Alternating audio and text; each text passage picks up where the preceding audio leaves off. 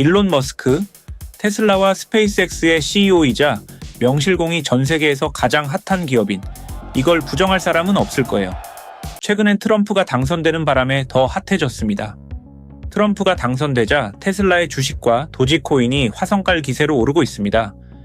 머스크가 트럼프이기에 최고 실세라는 이야기가 돌고 있는데, 그에 화답하듯 트럼프는 취임을 하면 머스크를 새로 설치되는 정부 효율성위원회의 수장으로 앉히겠다고도 밝혔어요.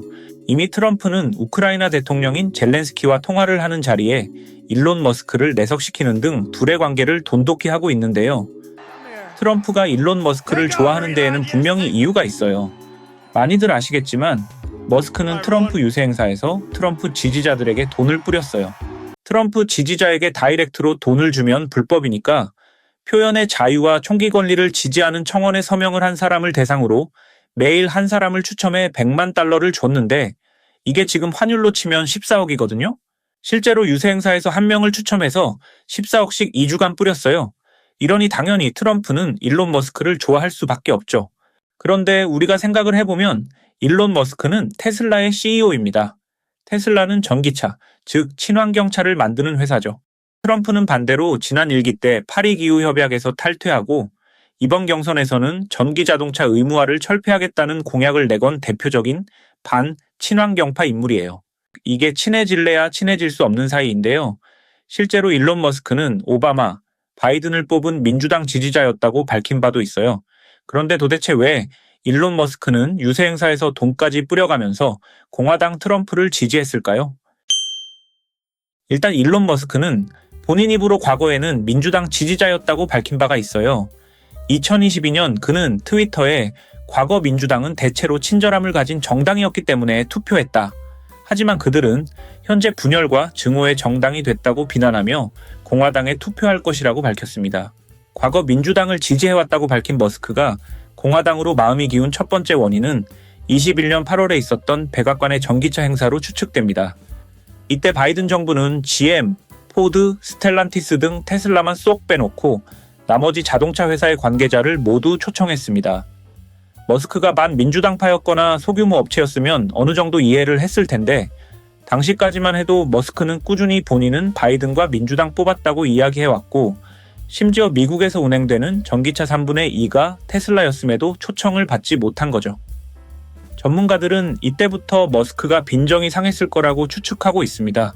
바이든도 사실 머스크가 싫어서 초청을 안 한 건 아니고 테슬라가 무노족 영역을 하니까 민주당 핵심 지지 세력인 전미자동차 노조를 자극하지 않기 위해 거리를 둔 거라고 해요. 그리고 3달 후 21년 11월 백악관에서 전기차 행사를 한 번 더 했습니다. 이때 GM과 포드가 미국 땅에서 전기차를 많이 만들고 있다면서 대놓고 칭찬을 했습니다. 여기서 참았던 머스크가 드디어 발끈합니다.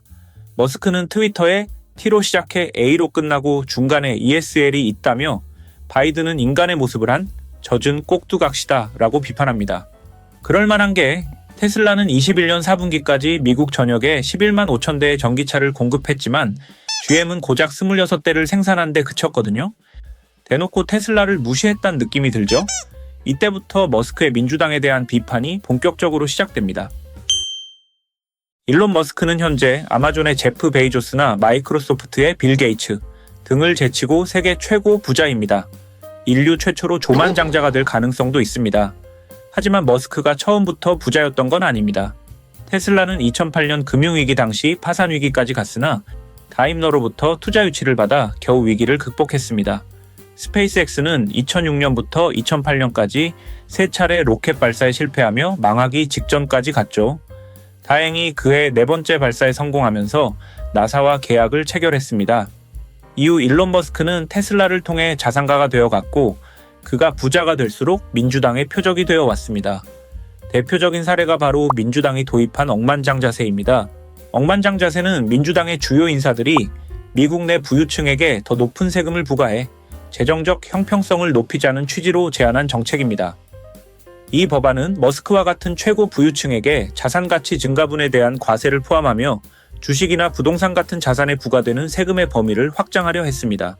머스크는 이러한 세금 정책에 대해 강하게 반발하며 이를 부당한 세금 징수 방식이라고 비판했습니다. 그는 특히 억만장자세가 자산을 팔지 않았는데도 세금을 부과하려는 점을 지적했습니다. 주식처럼 자산 가치는 시간에 따라 변동이 심하기 때문에 자산 가치 증가에 대한 세금 부과는 기업가들에게 불안정한 경제적 부담을 줄 수 있다고 주장했습니다. 그러면서 정부가 돈을 허투루 쓴다며 그 돈부터 아끼라고 일갈을 했죠. 일론 머스크가 원래 트위터 중독자인 건 다들 아실 텐데요. 중독을 넘어 트위터를 아예 사버렸죠. 그게 22년 10월입니다. 인수를 한 이유야 어찌됐건 그만인데 그 과정에서 민주당과의 마찰이 좀 있었습니다.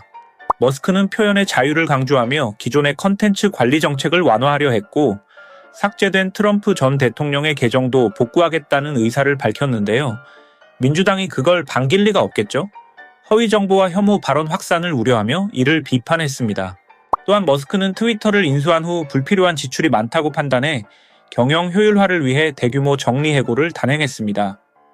인수 전 7,500명이었던 트위터 직원은 23년 1월 기준 1,300명으로 감소 약 80%가 해고됐죠. 엔지니어도 550명 미만으로 줄였고 특히 불법 콘텐츠로 사용자를 보호하는 업무 부서인 신뢰와 안전부서 인력을 20명 아래로 줄였습니다. 이에 민주당은 노동자 권리를 침해한다며 일론 머스크를 크게 비판했습니다. 일론 머스크는 자녀가 총 11명으로 알려져 있습니다. 이 중 장녀인 비비안 제나 웰스는 본래 쌍둥이 아들이었으나 2020년쯤 여성으로 성전환하고 머스크와 의절했습니다. 머스크는 이후 조던 피터슨 박사와의 대담에서 아들이 자살할 수도 있다는 얘기에 성전환 조치에 동의했다고 밝혔으며 당시 코로나 기간이었고 자신이 속았다고 이야기했습니다. 그는 사춘기 억제제가 불임약인 것을 제대로 통보받지 못했다고 말했습니다. 그리고 이런 행위의 실상은 아동거세와 불임 조치와 다를 바 없으며 정체성 위기를 겪는 청소년을 성전환시키는 것은 악이라고 주장했습니다. 그리고 이 경험 이후 그는 좌파 바이러스 이데올로기를 깨부수겠다고 다짐했다고 밝혔습니다. 중도에 가까웠던 민주당이 급진 좌파가 되어가고 있다고 생각을 하게 된 것이죠. 실제로 이번 대선에 해리스가 참패한 것도 다소 급진적인 민주당의 성소수자 정책이라는 의견도 있습니다. 민주당은 대체로 LGBTQ, 레즈비언, 게이, 바이섹슈얼, 트랜스젠더, 퀴어 이렇게 5가지로 나누는 성소수자를 지지하는 정책을 내고 있으며 학교에서도 이를 교육하고 있습니다. 그리고 트럼프는 본인이 대통령이 되면 이를 학교 교육에서 철폐하겠다는 공약을 내건 상태죠. 24년 7월 트럼프 총격 사건 이후 머스크는 트럼프 대통령을 공개적으로 지지했습니다. 그는 그때부터 24년 10월까지 트럼프 전 대통령을 지원하는 후원단체인 아메리카팩에 총 1,800억을 지원하며 본격적으로 트럼프를 지지하기 시작했습니다. 그리고 박빙이라던 여론조사와 다르게 트럼프가 압도적인 차이로 당선이 됐습니다. 테슬라의 주가는 크게 올랐고 머스크는 세계 최고 부자 1위를 다시 탈환했습니다. 결국 머스크는 트럼프가 좋아서 손을 잡았다기보다는 민주당과 바이든이 싫어서 트럼프를 지지하게 된 것이라고 보는 게 타당해 보입니다. 민주당과의 갈등이 지속되는 가운데 트럼프와의 손을 잡는 것이 자신에게 유리하다고 판단한 것이고 트럼프 역시 똑똑한 사업가니 당선을 위해 머스크를 마다할 이유가 없었겠죠. 둘의 관계가 어떤 식으로 이어질지 그리고 둘의 관계가 앞으로 어떤 영향을 미칠지 머스크와 트럼프가 어떤 행보를 이어나갈지 주목해봐야겠습니다. 여러분은 어떻게 생각하시나요? 저는 다음 영상으로 찾아뵙겠습니다.